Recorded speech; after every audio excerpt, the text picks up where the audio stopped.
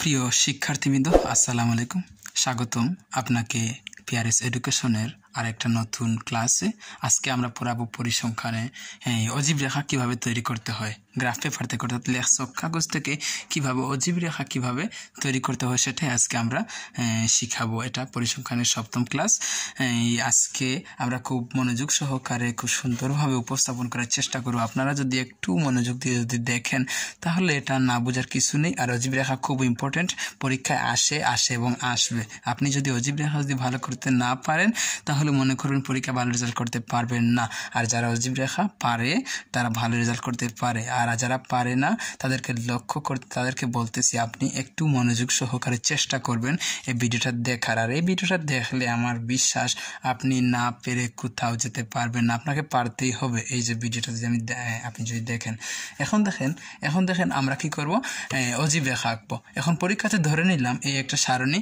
পরীক্ষায় ধরে নিলাম এই একটা সারণী এই সারণী থেকে বলা হয়েছে যে অজীব রেখা আঁকো হ্যাঁ প্রথমেই বলে রাখি আমরা প্রতিটা টিউটোরিয়ালে একটা সারণী থেকে দেখাইতেছি আপনারা এই সারণী থেকে করলে পৃথিবীর যত সারণী আছে সব সারণী থেকে আপনারা পারবেন এখন দেখেন পরীক্ষাতে আসবে এরকম একটা সারণী বলা হবে যে এই সারণী থেকে অজীব রেখা অঙ্কন করো বলা হবে কি এই সারণী থেকে অজীব রেখা অঙ্কন করো তাহলে এই সারণী থেকে অজীব রেখা অঙ্কন করতে হলে আপনাদেরকে বলে রাখি আপনাদের যে প্রশ্নটি আসবে সেটাতে মাত্র 4 মার্ক থাকবে মাত্র কয়টা মার্ক থাকবে 4টি মার্ক থাকবে তাহলে আপনি এত লম্বা সংজ্ঞা দেওয়ার কোনো প্রয়োজন নেই আপনি শুধুমাত্র এই অজীব রেখা আঁকার জন্য আপনার যা যা দরকার এই সারণী থেকে ক্রমযোজিত গণসংখ্যা সারণীতে রূপান্তর তারপর এই ক্রমযোজিত সারণী থেকে অজীব রেখা অঙ্কন এটাই করে ফেললে হবে আর এক্সট্রা কিছু দিতে হবে না কারণ এটাতে মার্ক তো মাত্র 4 সেজন্য আমরা অজীব রেখা আঁকার জন্য সর্বপ্রথম কি করব এই যে সারণীটা আছে এই যে একটা কি আছে সারণী আছে এই সারণীকে আমরা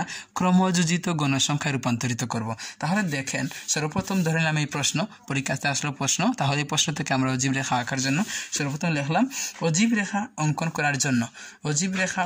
করার জন্য ক্রমযোজিত গণসংখ্যা নিবেশন সারণী হলো অজীব রেখা অঙ্কন করার জন্য ক্রমযোজিত গণসংখ্যা সারণী হলো আমরা লিখলাম তখন এই যে শ্রেণীবিভক্তি আর গণসংখ্যা আছে সেটা তো আমরা এটা দেখে লিখেছি এটা না বোঝার কিছু নেই আমরা এটা দেখে হুবহু শ্রেণীবিভক্তি এবং গণসংখ্যা লিখেছি আর জাস্ট এখানে ক্রমযোজিত গণসংখ্যা লিখবো যেমন ধরেন এখানে 6 তাহলে এখানে কত হবে 6 আর 8 14 এটা তো আপনারা ভালো করে জানেন 14 আর 10 24 আর 12 কত হবে 36 এবং 36 আর 5 হবে 41 আর 7 হবে 48 আর 48 আর 2 হবে 50 তাহলে এটা তো না বোঝার কিছু নেই এটা আপনারা পারেন আবার দেখিয়ে দিলাম আপনারা পরীক্ষায় যখন আসবে অজীব রেখা তৈরি করে তখন অজীব রেখা তৈরি করার জন্য সর্বপ্রথম কি করব আমরা এই যে সারণীটা আছে সারণীটা সরাসরি লিখবো আর শুধুমাত্র এখানে দেব ক্রমযোজিত গণসংখ্যা ক্রমযোজিত সংখ্যা কি লিখবো এখানে লিখবো ক্রমযোজিত সংখ্যা লেখার পরে এই ক্রমযোজিত সংখ্যাটি আমরা লিখবো এখন আমরা চলে যাই আমাদের গ্রাফ পেপারে আমাদের এখন গ্রাফ পেপার আঁকতে হবে কি করতে হবে গ্রাফ পেপার আঁকতে হবে এখন গ্রাফ পেপার আঁকতে হলে গ্রাফ পেপারে অজীব রেখা আঁকতে হলে তো এটা তো ভালো করে জানেন যে কোনো এই গ্রাফ পেপার আঁকতে হলে প্রথমে দুইটা রাশি দিতে হয় সর্বপ্রথম দুইটা রাশি একটা x এবং আরেকটা কি y প্রথমে x এবং আরেকটা y আমরা রাশি দেব আমরা একটা সারণী এই গ্রাফ পেপারে আমরা দুইটা অক্ষ দিয়েছি x পূরক অক্ষ এবং y পূরক অক্ষ আমরা দিয়ে ফেলেছি আমি কলম দিয়ে দিয়েছি আপনারা কলম দিয়ে ভুলেও দেবেন না আপনারা চেষ্টা করবেন এই কাগজে দিয়ে দেওয়ার জন্য কারণ আমরা কলম দিয়ে দিয়েছি যাতে আমার ভিডিওটা সুন্দর ও স্পষ্ট বোঝা যায় আপনি তো আর কাগজে কলম দিয়ে পরীক্ষাতে দিবেন না এখন দেখেন আমরা জানি লেখচিত্র যে কোনো লেখচিত্র করতে হলে বা গ্রাফ পেপার রাখতে হলে দুইটা রাশি লাগে একটা x এবং আরেকটা y রাশি লাগে তাহলে আমি যে এই যে x অক্ষ আছে এই যে x অক্ষ আছে এটারে আমি ধরবো কি গণসংখ্যা এটাকে কি ধরবো গণসংখ্যা এটাকে আমরা ধরবো কি গণসংখ্যা দুঃখিত এটা গণসংখ্যা নয় আমরা ধরবো এটাকে ধরবো এটাকে আমরা ধরবো শ্রেণীব্যক্তি কি ধরবো শ্রেণীব্যক্তি অর্থাৎ ওই যে x অক্ষ আছে এটাকে আমরা কি ধরবো শ্রেণীব্যক্তি আর এই যে আছে y এবং y অক্ষ এটাকে আমরা ধরবো ক্রমযোজিত গণসংখ্যা কি ক্রমযোজিত গণসংখ্যা।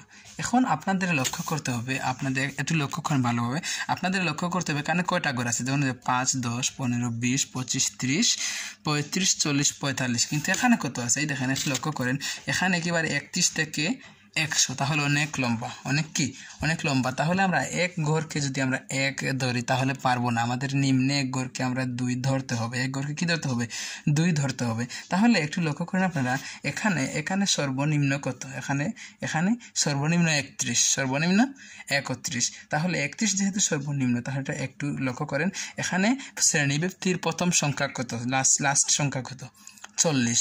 তাহলে আমরা এখান থেকে এতটুকু আমরা ধরে নিলাম 40, তাহলে এখানে লাস্টে 50, তাহলে এটাকে দেব আমরা 50, এটাকে দেব 60, এটাকে দেব 70, এটাকে দেব 80, এটাকে দেব 90 এবং এটাকে দেব কি 100।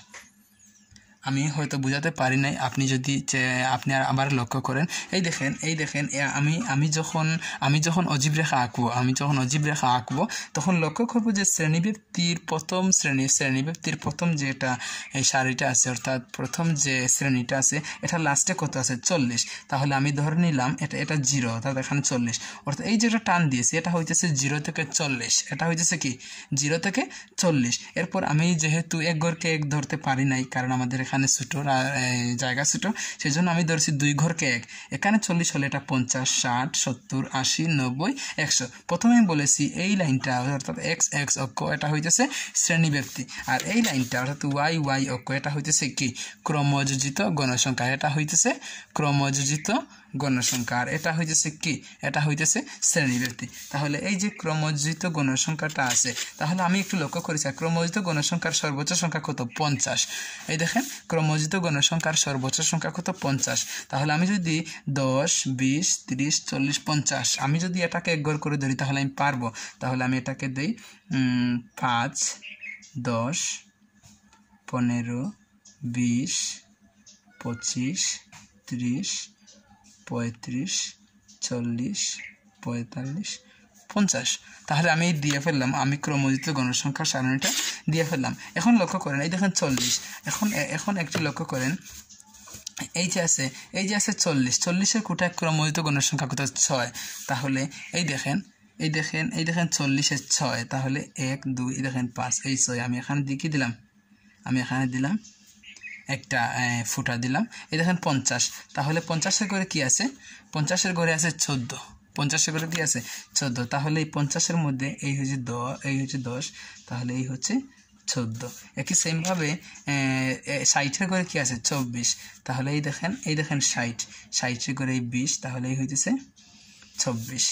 এই দেখেন 70-এর ঘরে আছে 36, তাহলে এই 70-এর ঘরে আমি দিলাম কি 36, এই হইতেছে 35, এই হইতেছে 36।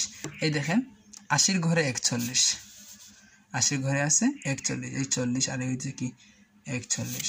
90-এর ঘরে 48 আর 100-এর ঘরে 50, তাহলে 90-এর ঘরে হচ্ছে 48, এই হইতেছে 48 আর 100-এর ঘরে আছে কি 50।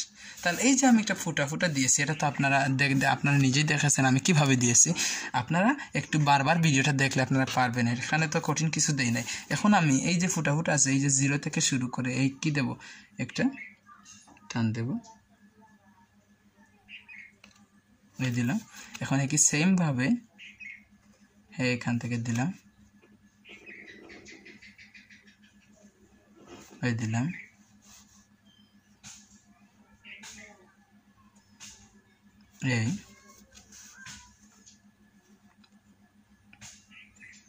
এই দিলাম,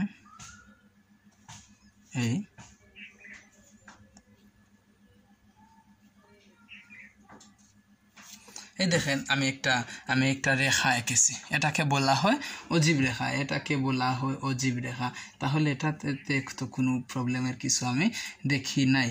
তাহলে আপনারা যদি এটা যদি ভালো করে আঁকার চেষ্টা করেন, আমি এখানে 40 থেকে আপনি প্রয়োজনে কি করবেন, এখানে 30 দিতে পারেন। আপনি এখানে কি দিতে পারেন 30, এখানে 40, এখানে 50। তখন আপনি এই যে আমি 0 থেকে টানটা দিয়েছি, আপনি এখান থেকে টানটা কি করতে পারবেন, দিতে পারবেন। আপনি যদি না বুঝেন তাহলে কমেন্টে জানিয়ে দিবেন। এটাই হচ্ছে আমাদের অজীব রেখা।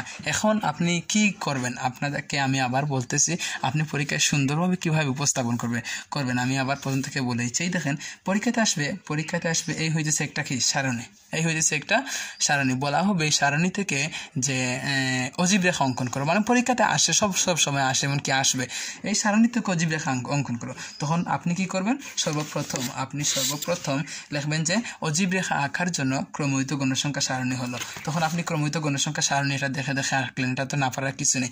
আঁকার পর আপনি কি করলেন, এই হাতে নিলেন আপনার এই সারণীটি, এই গ্রাফ পেপারটি আপনি সর্বপ্রথম x অক্ষ টান দিলেন, y অক্ষ টান দিলেন। তখন শ্রেণীব্যাপ্তি দেখে 40, 50, 60, এই দেখেন লাস্টে যে সংখ্যাগুলো আছে এই 40, 50, 60 গুলো আপনি এদিকে দিলেন, আর এদিকে কি দিলেন, সর্বোচ্চ যেহেতু 50, সুতরাং এখানে আপনি আপনার পরিমাণ মতো আপনি এখানে দিলেন কি 50 পর্যন্ত। তখন আপনি 40-এর ঘরে কি আছে 6 দিলেন, 50-এর ঘরে 14, 60-এর ঘরে আছে 24, 80, 70-এর ঘরে 36, এইভাবে দাগ দিলেন। তারপর কি করলেন, এই রেখা আঁকলেন। এটাই হইতেছে কি ক্রমযুক্ত গণসংখ্যা। তখন আঁকার পর আপনি যখন এটা দিলেন, আপনি যখন এটা আঁকলেন, তখন আপনি এখানে লিখবেন যে x অক্ষ y অক্ষকে 0 বিন্দুতে কি করে ছেদ করে। আপনি এটা লেখার পর এটা আঁকার পর আপনি যখন এই গ্রাফ পেপারটি যখন আপনি এখানে স্টেপলার মেরে দিবেন, তারপর তো কিছু বিস্তারিত কিছু লিখতে হবে। আপনি জাস্ট এটা লিখবেন x অক্ষ y পূরক অক্ষকে ও বিন্দুতে ছেদ করে, x অক্ষকে শ্রেণীব্যাপ্তি এবং y অক্ষকে ক্রমযুক্ত গণসংখ্যা নিয়ে কি আমি অজীব রেখা অঙ্কন করি। কি লিখবো, x অক্ষকে শ্রেণীব্যাপ্তি এবং y অক্ষকে ক্রমযুক্ত গণসংখ্যা ধরে আমি কি গ্রাফ পেপার অর্থাৎ চক কাগজ আমি অঙ্কন করি। তখন আপনি অঙ্কন করে ফেলেন চক কাগজ, তখন আপনি স্টেপলার মারে পরীক্ষাতে দিয়ে ফেলেন। আপনি ভালো থাকেন, সুস্থ থাকেন। আর আমার ক্লাসটি ভালো লাগলে আপনি আমার চ্যানেলটা সাবস্ক্রাইব করে দিবেন। আশা রাখি সাবস্ক্রাইব করবেন এবং বেল আইকনটা চাপ দিবেন। আর পরবর্তী টিউটোরিয়ালের জন্য অপেক্ষায় থাকবেন, আর কমেন্টে জানাবেন কি গণিতের কি টিউটোরিয়াল চান। আর এর আগের অর্থাৎ এই ক্লাসের আগে যে পার্টগুলো আছে, অর্থাৎ এই ক্লাসের পূর্বে কি আপনি এই পরিসংখ্যান থেকে আপনি যদি ভালো কিছু করতে চান, পরিসংখ্যান যদি ভালোবাসেন, পরিসংখ্যান থেকে আপনি যদি শুধুমাত্র পাস করতে চান কিংবা A+ পেতে চান, তাহলে আমার আগে এর পূর্বে আরও 6টি ভিডিও আছে, ডেসক্রিপশন বক্সে দেওয়া আছে। এটা আপনি ভালো করে দেখবেন, দেখার পর এই অঙ্কগুলা বুঝবেন ভালো করে। আসলে পরিসংখ্যান ভয়ের কিছু নাই, পরিসংখ্যান দিছেই আপনার পরীক্ষাতে ভালো একটা রেজাল্ট করার জন্য। গণিতের ভয়টা দূর করার জন্য পরিসংখ্যান সবচাইতে সহজ এবং সাবলীল হইতেছে একটা বিষয়। খুদা হাফিজ, ভালো থাকবেন।